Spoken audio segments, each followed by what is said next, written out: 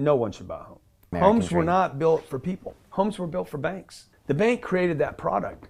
The bank can't lend money for just money. Like, you need a reason to borrow money. Everybody should have a home, right? Oh man, that's pretty good.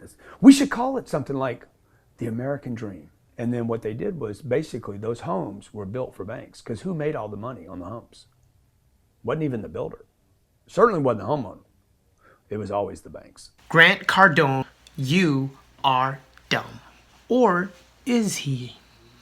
He said some few interesting statements like banks can't lend money for just money. Or like the other one he said, banks created that product. Banks have something called fractional reserve banking, but that doesn't explain why banks are so lucrative and why homes were built for the banks. To get to Grant Cardone's point, there's something called IOU. It's a document that acknowledges the existence of a debt. I want you to imagine you're getting a loan for $200,000 to buy a home.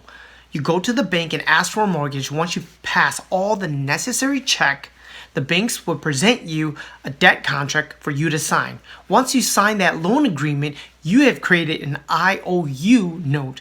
The banks are in business to purchase those promise notes. Now the question is, where does that money come from? A gentleman named Richard Warner had the same question. Where does money come from? He was able to get access to the bank system. The aim of the test was to monitor where exactly is the money coming from. Surprisingly, it didn't come from deposit, nor did it come from reserve.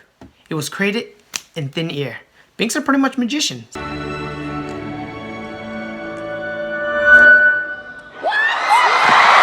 It's only backed by the promise of an IOU note. My name is Chue. Follow me if you want to learn more.